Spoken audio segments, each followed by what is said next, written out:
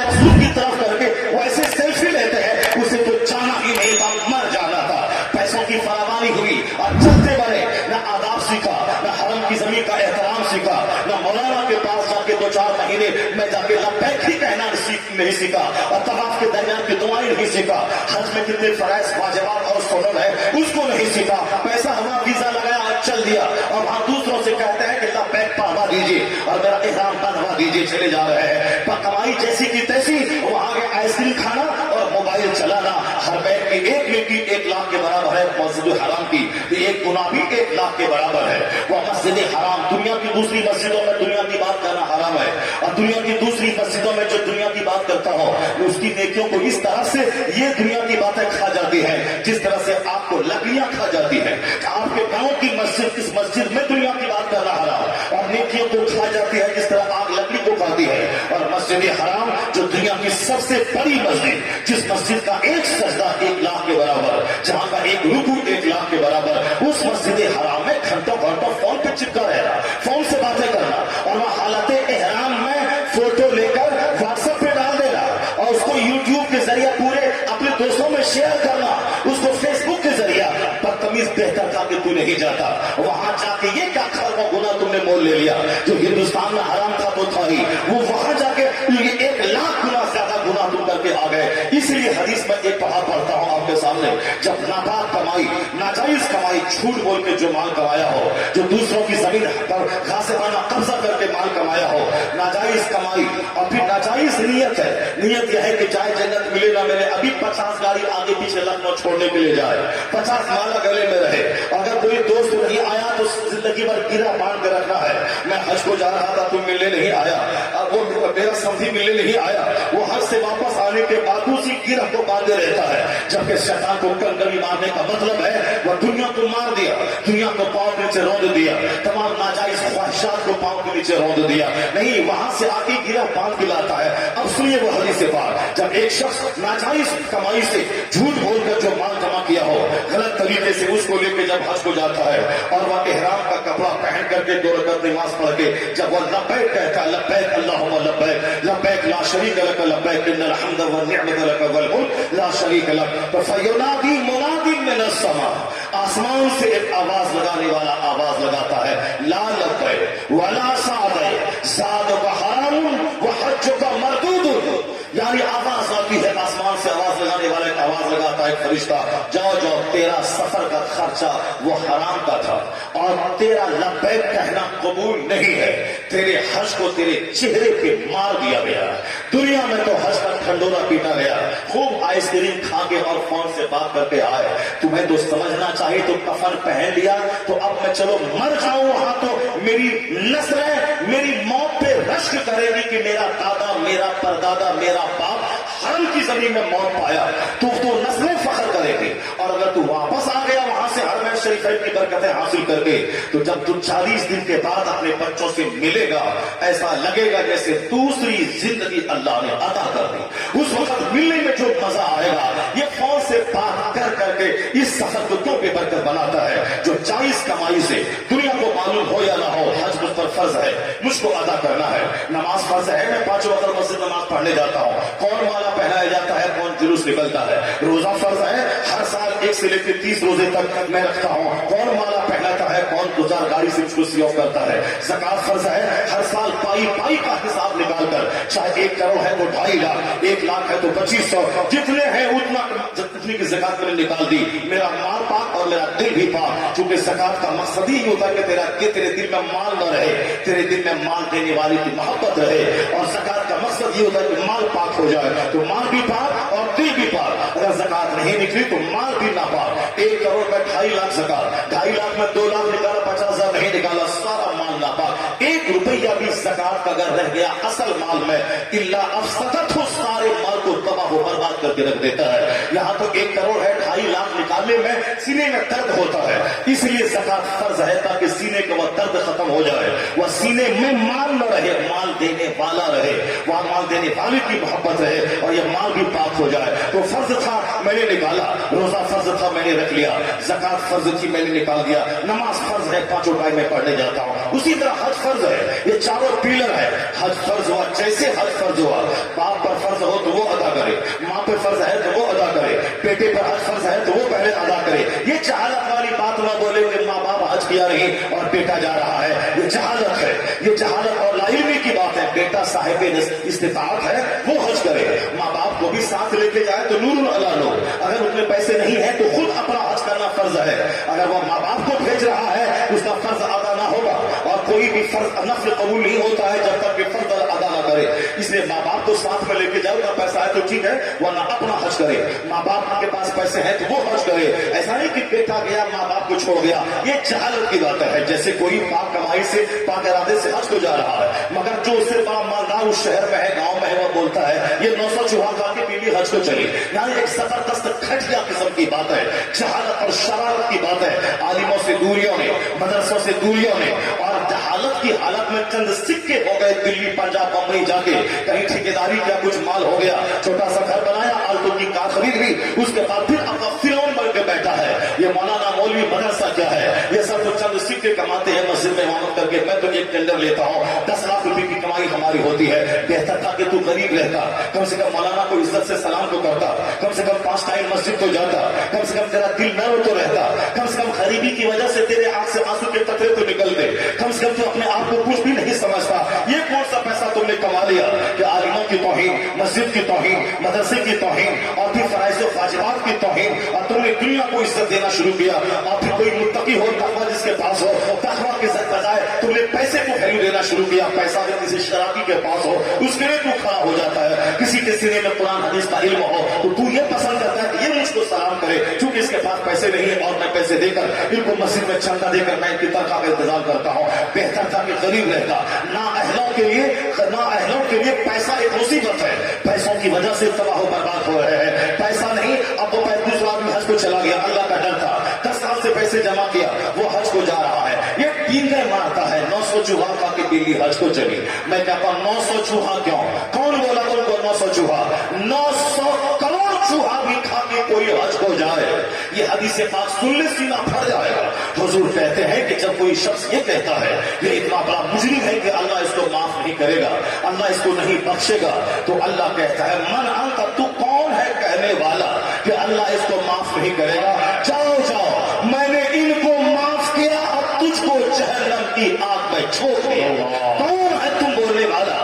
اللہ بخشش کرنے والا ہے، وہ تو 99 قاتل کو معاف کرنے والا ہے. اللہ وہ دل دیکھتا ہے کہ دل میں کتنی محبت، کتنا خوف اللہ کا ہے. نماز، روزے، حج و زکات فرائض و واجبات فرائض ہیں، اس کو تو ادا کرنا ہی ہے. ایک وقت کی نماز چھوڑنا حرام اور گناہ کبیرہ ہے، اور نماز فرض اعظم ہے، نماز کا چھوڑنا بھی گناہ اعظم ہے. نماز چھوڑنے کے بعد اگر کوئی بولے تو اللہ تو دل دیکھتا ہے، اس کی جھوٹی بات نہیں مانی جائے گی.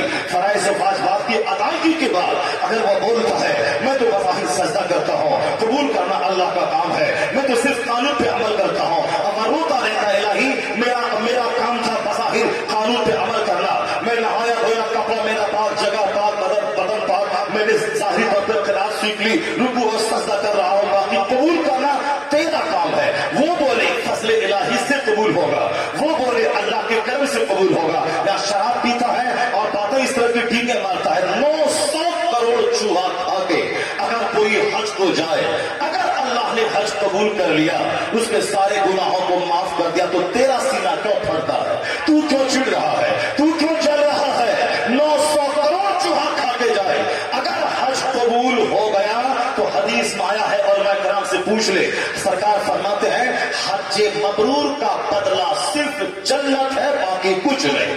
یعنی جس کا حج قبول ہو گیا وہ حج مبرور، اس کا بدلہ صرف جنت ہے، صرف جنت، باقی کچھ نہیں. حج مبرور کا بدلہ. اور سن وہ حدیث جس میں حضور نے فرمایا تھا من حج ولم یرفث ولم یفسق رجع کیوم فلتته امه. حضور کہتے ہیں جس نے حج کیا اور دوران حج جس نے کوئی برائی نہیں کی، کوئی بے حیائی کا کام نہیں کیا، تو ایسے لوٹتا ہے جیسے آج ہی ماں کے پیٹ سے پیدا ہوا.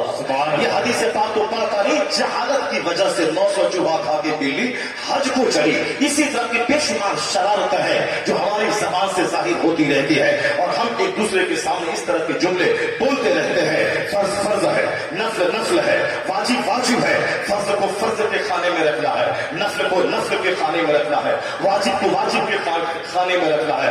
ऐसा नहीं कि नस्ल को फर्ज बना लेना है और फर्ज को नस्ल समझ लेना है, ऐसा नहीं होता है। जरा गौर से सुनिए ये बातें, मैं यही वहां विराम देता हूं, उसके बाद में कुरान के अजायबात पे तबसरा करता हूं कि किस तरह सारी दुनिया में, इस साइंटिफिक वर्ल्ड में किस तरह कुरान के अजायबात वाज़ेह हो रहे हैं। ये लुच्चे लफंगों की वजह से हमारे बच्चे दरबस हो, बिल्कुल न हो।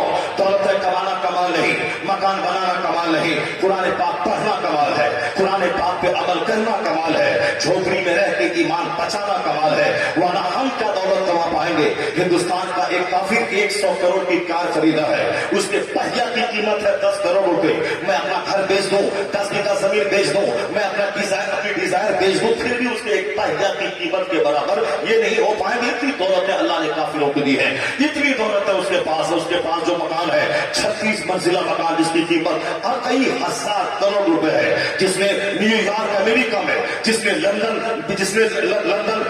में 4000 करोड़ का होटल खरीदा हो, कितनी दौलत है उसके पास है। लेकिन हमारे पास कितनी दौलत है उसके मुकाबले में कुछ नहीं, जीरो में हो। मुसलमानों में 10 एक मुट्ठी पर 10 आदमी के पास अगर अरबों खरबों की दौलत है, अगर यूसुफ लुलू मॉल वाला का लखनऊ का अगर वो हजारों करोड़ का मालिक है, तो कितने लोग 40 करोड़ हिंदुस्तानी मुसलमानों में एक काटू का ऐसे लोग हैं। और वहां तो कदम कदम पे ऐसे लोग हैं जिनकी कार की कीमत 10 करोड़ रुपए है, जिनके मकान की कीमत कई हजार करोड़ रुपए है, बेतहाशा दौलत है। अगर तुम आदमी से दूर रहे, मुमकिन है उसका मकान तेरे ईमान को लूट ले।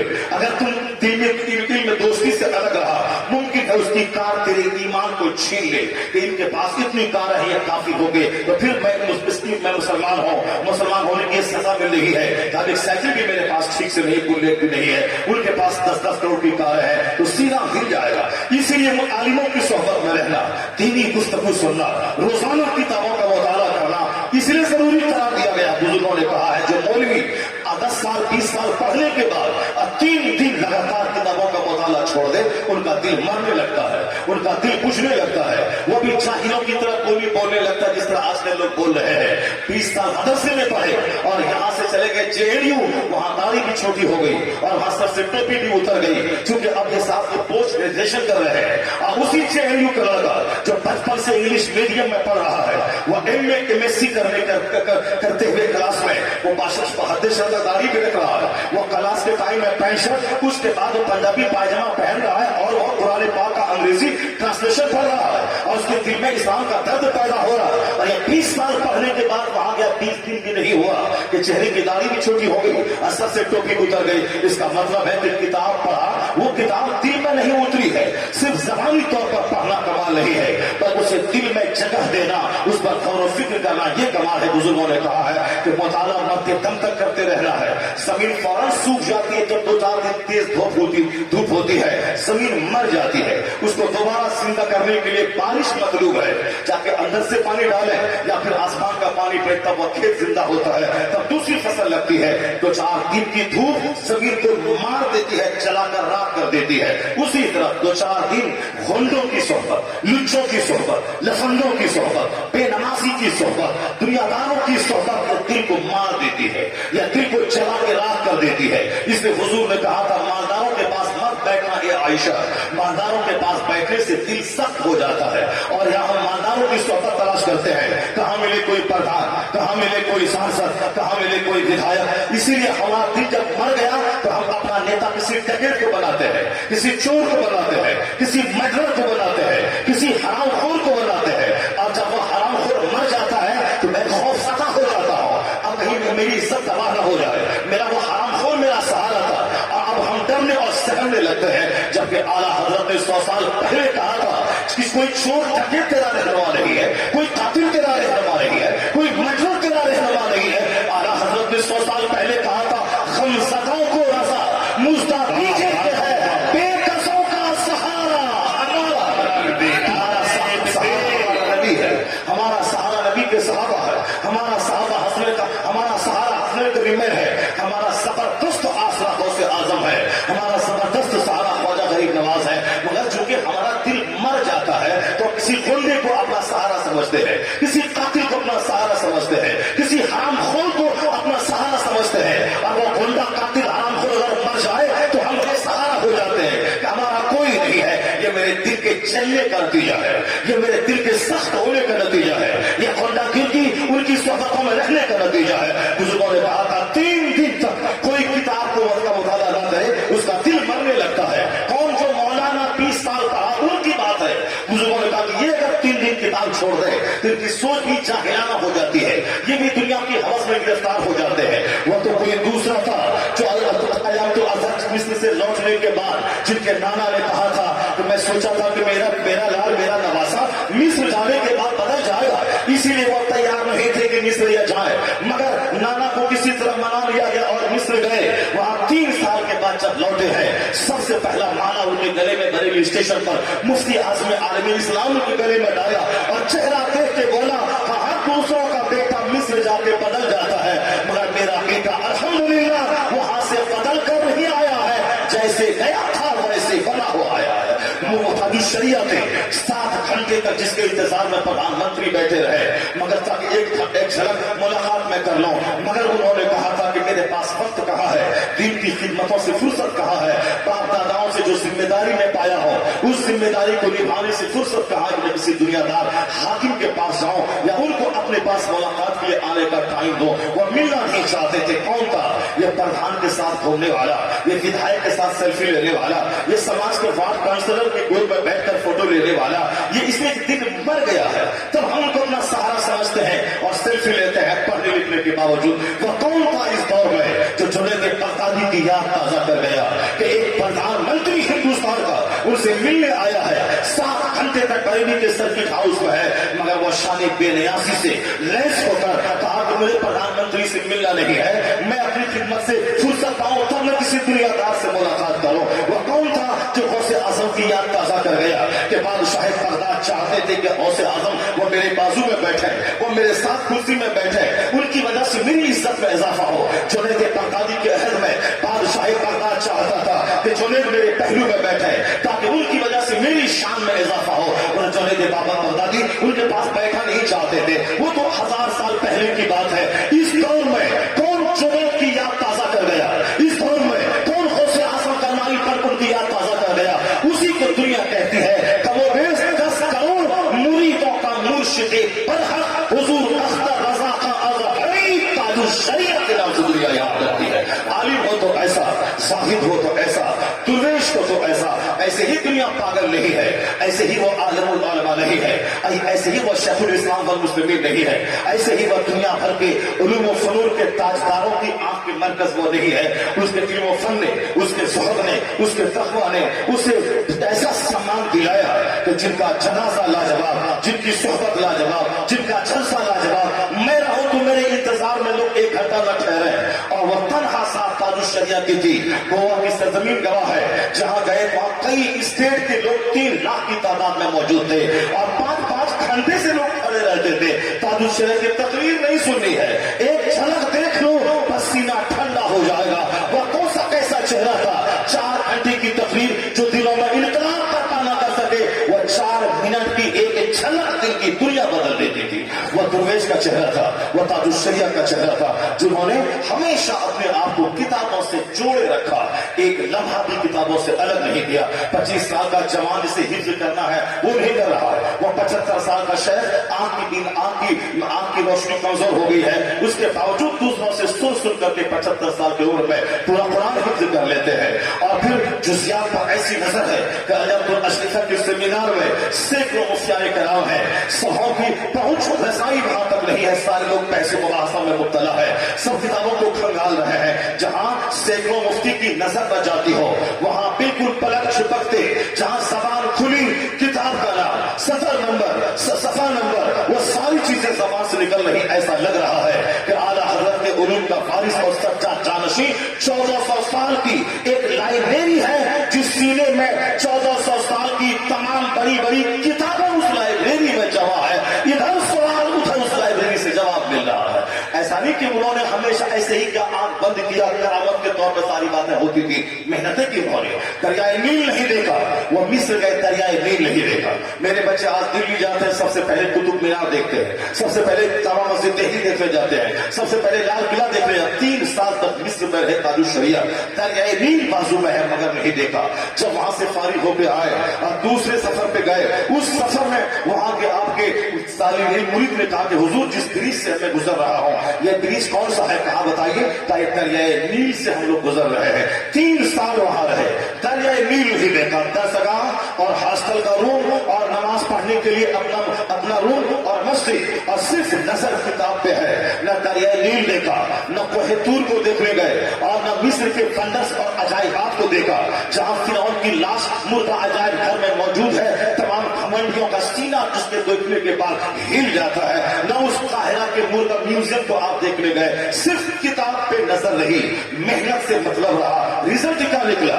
जेएनयू तो हिंदुस्तान की बड़ी यूनिवर्सिटी है, आईएएस ऑफिसर बनना, डीएम बनना, ये तो हिंदुस्तान का सबसे बड़ा कंपटीशन है। हिंदुस्तान के लोग बैठते हैं। अल जामिअतुल अज़हर मिस्र, जहां दुनिया के 200 से ज्यादा ममालिक के मुसलमानों के बच्चे जहां पढ़ते हैं, दुनिया की सबसे बड़ी काहिरा यूनिवर्सिटी, लाखों बच्चों की मौजूदगी में अपनी जमात में सबसे मुमताज लाना और पूरी यूनिवर्सिटी में सबसे टॉप नंबर लाना, ये वही कर सकता है जो 24 घंटे अपना रिश्ता किताबों से जोड़े रखा।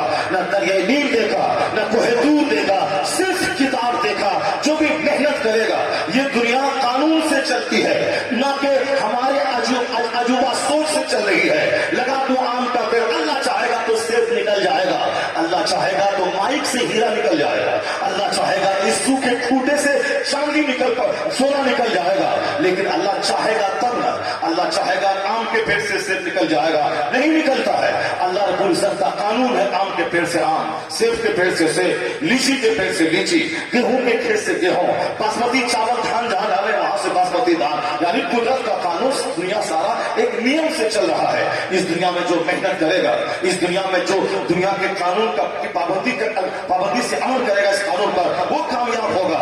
यहाँ है कि जो सब घर से बाहर निकला, खेत में हल चलाया, गेहूं का दाना डाला, घर में बैठा है तो कोई गेहूं घर नहीं आएगा, या खेत में जाए, हल चलाए, गेहूं का दाना डाले, एक दाना डाल, अल्लाह 1000 दाने तुमको अता कर देगा।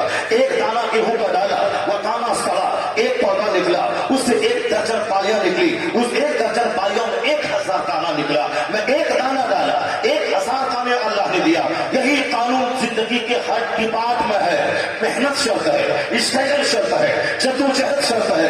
10 साल बाद से मदरसे में रहा, खाना खाया, कुरान खानी की, वहां से पैसे मिला, चप्पल खरीदा, बरकाती टोपी चेंज की, और साथ दूसरों का मुकाबला करने के लिए लेने का कपड़ा पहना, तो फिर वह कपड़ा ही पहनता रहेगा, और जूता ही बदलता रहेगा, और पगड़ी ही पहनता रहेगा। इल्म उसकी जबान पे नहीं बोलेगा, वह किताब नहीं पढ़ा पाएगा, वो किताब नहीं लिख पाएगा, वह 2-4 घंटे वो किताब नहीं कर पाएगा, वो हदीस नहीं पढ़ पाएगा, वो फसीर नहीं बन पाएगा। उसके लिए मेहनतें चाहिए, या उस्ताद का पांव भी दबाना पड़ता है, और 10 घंटे किताब भी पढ़नी पड़ती है, ताकि वहां से मेहनत चले, इधर से उस्ताद की दुआ चले। दुआ और मेहनत दोनों मिलकर कामयाबी से अमददार कर दे। यहाँ सिर्फ अजमेर में जाके बैठ के हीरा मोती चांदी नहीं वहां से निकलता है, बल्कि मेहनत करे, 18 घंटे मेहनत करे, उसके बाद अजमेर चला जाए, कहे बाबा मैंने मेहनत में कोई कमी नहीं छोड़ी, मैंने मैट्रिक में 90% नंबर लाया, मैंने इंटरमीडिएट में 98% नंबर लाया, मैंने ग्रेजुएशन में 99.9% नंबर लाया। यह मेहनत करना मेरा काम था। फिजिक्स पढ़ना, केमिस्ट्री पढ़ना, बायोलॉजी पढ़ना, हिस्ट्री पढ़ना, सिविक्स पढ़ना, कंप्यूटर साइंस पढ़ना, मैथ पढ़ना, जीके पढ़ना, जीएस पढ़ना, यह मेरा काम था। मैंने वो सब पढ़ा। पापा एक निगाह करम कर दे, मुकाबला बड़ा सख्त है, इधर से मेरी मेहनत है, आप दुआ कर दे ताकि मैं आईएएस ऑफिसर बन जाऊं। इधर से मेहनत जाएगी, उधर से गरीब नवाज के हाथ उठाएंगे, उनका चेहरा चमकेगा, तो दूसरी कौम में